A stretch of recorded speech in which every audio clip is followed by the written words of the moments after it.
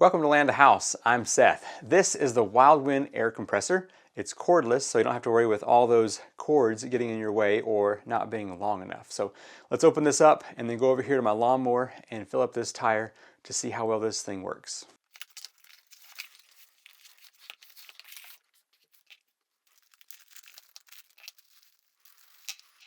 Here's everything that comes in the box of this air compressor. A small instruction booklet, the compressor itself. It has a couple of attachments. You've got a American valve to Schrader valve right there.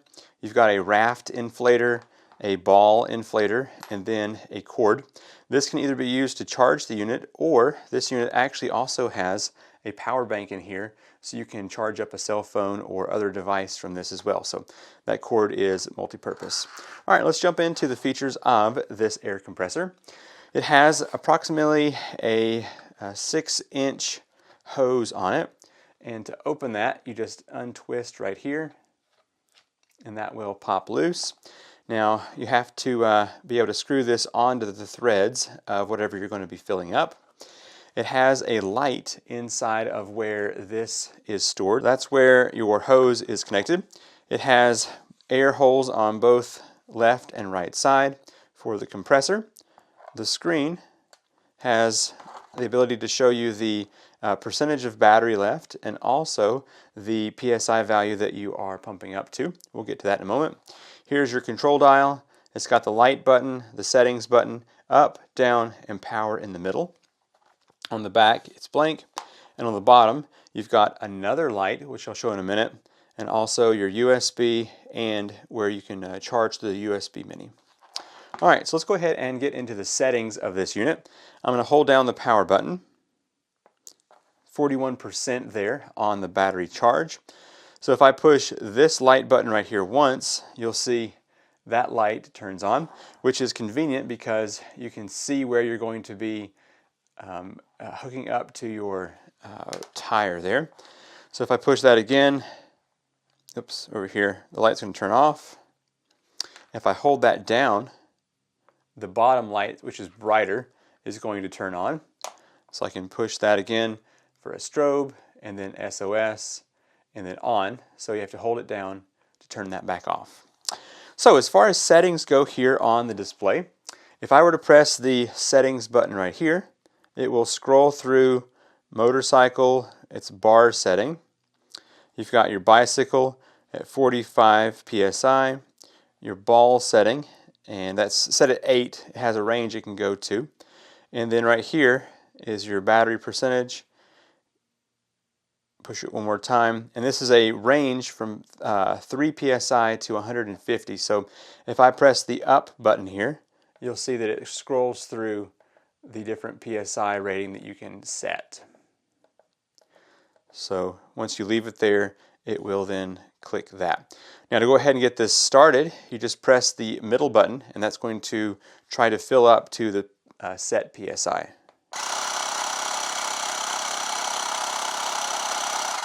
Of course, it'll never reach that if nothing's connected.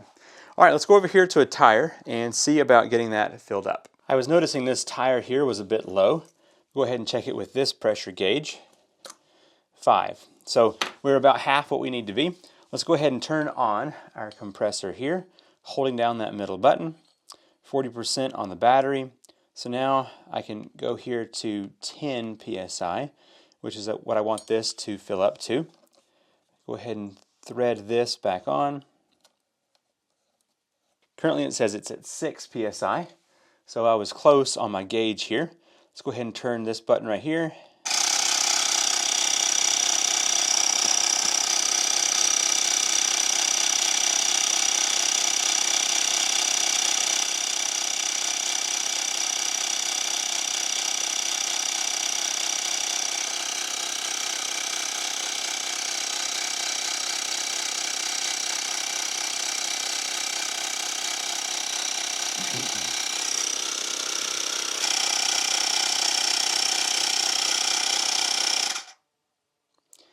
There we go, it has shut off. Let's go ahead and unscrew this and see if any pressure is lost.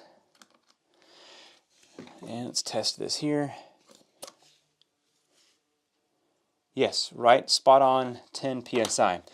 Well, one thing I can say though, it's not fast. This took about a minute and a half to go from 6 psi to 10 psi, but it did work. So that tire is back up to where it needs to be.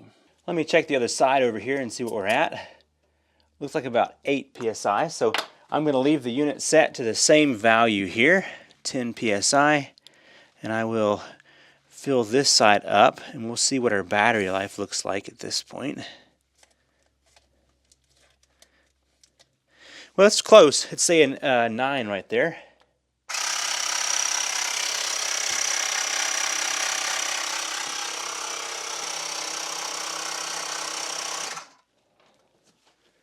Okay, back up to 10. Let's unthread that. I like that there's not a sudden rush of air that comes out when you unthread that.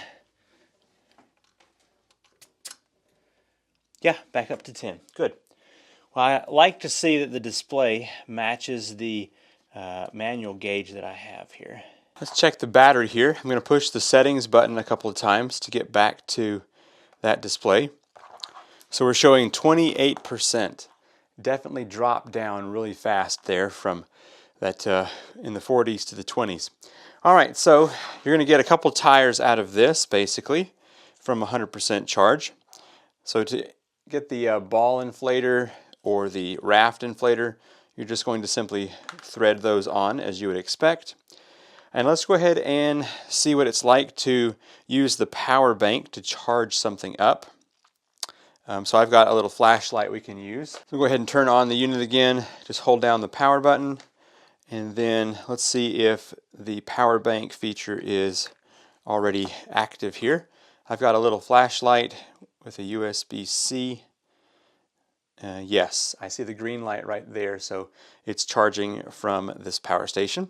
So that is working. So I can definitely see that the battery inside of here is not going to be able to last for a very long time, but at least it'll be enough to get 1, maybe 2 tires fully inflated.